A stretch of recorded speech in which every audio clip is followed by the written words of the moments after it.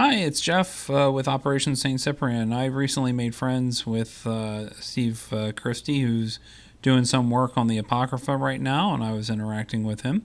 He is a good Reformed Baptist friend, and he pointed out something to me I should have noticed. I try to teach people always read the footnotes of the Catholic Bibles because they very often disagree with the Catholic apologists, and I should have followed my own advice, and I did follow my advice a little bit in the Abel to Zechariah passage. Now, if you don't know why the Abel to Zechariah passage is why we're following that, is it covers the outline of the Old Testament Jewish canon when Jesus in Matthew 23 and Luke 11 says the blood of all the prophets from the foundation of the world from Abel to Zechariah will be laid to the account of the Pharisees.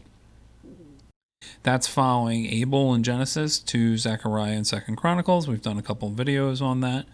We're not going to rehash that today, but I wanted to mention a few things. Let me get the handy-dandy highlighter. So I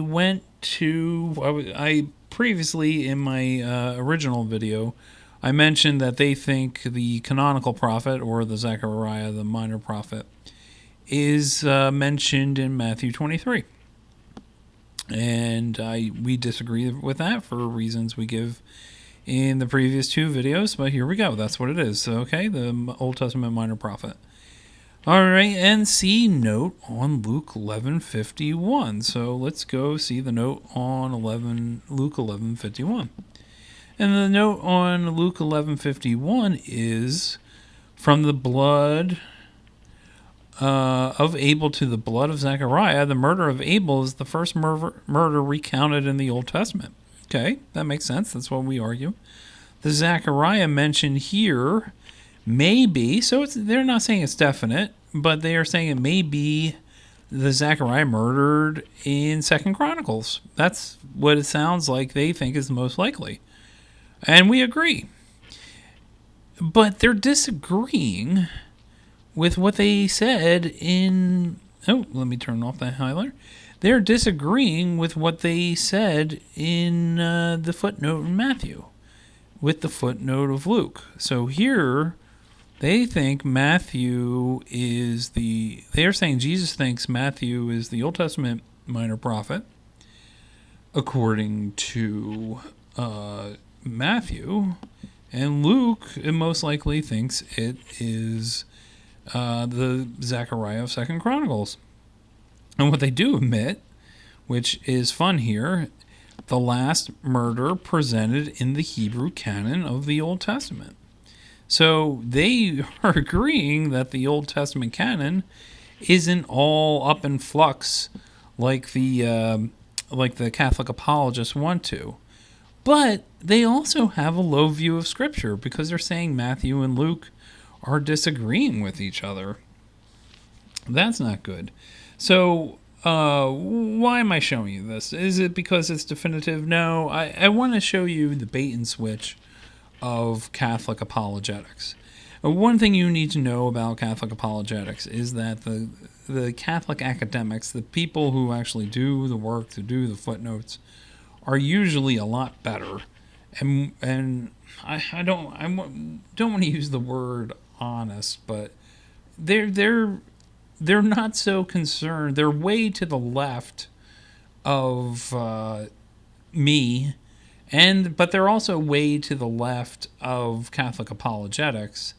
So I think a lot of times they don't care about papal infallibility or church infallibility.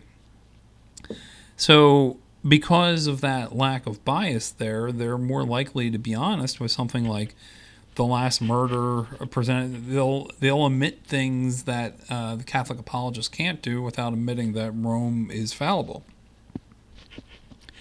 I concede a point in an argument.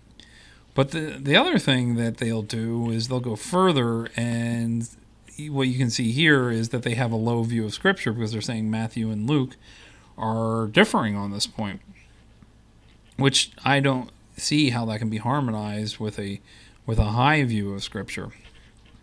And they're referencing the note here to there, so someone should have noticed that. And now a Catholic apologist is going to argue that these footnotes aren't infallible, and no, they're not infallible, and that's why a lot of times the game of infallibility is just a game. Because if they find something that they view as an error, they're just going to say, well, that doesn't matter because it's a Mott and Bailey. It's a Mott and Bailey argument where the Mott and the Bailey, you flee the good area and then you go into the castle and kind of leave things undefended when you're challenged, and that's a problem. And I'll link to what a Mott and Bailey is. And how that's a problem in the description, as well as my previous video, as well as Steve Christie's channel.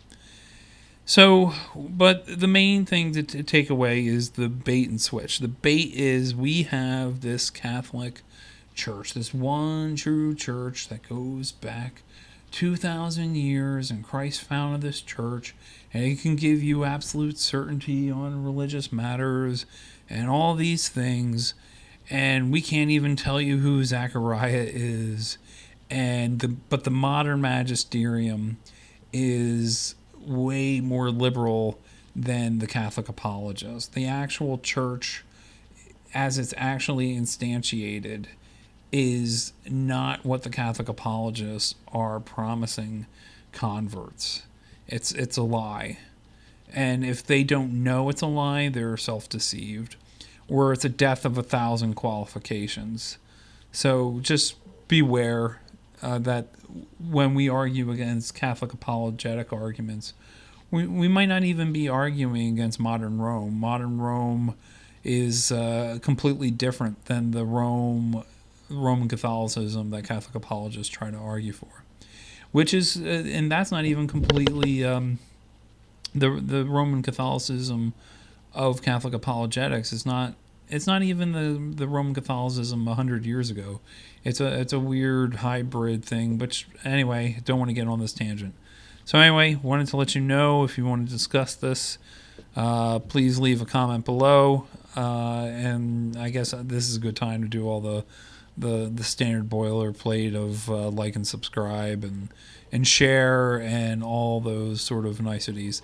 But if you're encountering anyone who is falling under the sway of the false promises of the bait and switch of Catholic apologetics, give them this article, give them this video, tell them to give me a chat. I'm willing to chat with someone privately if they want examples. All right, God bless. Have a good day.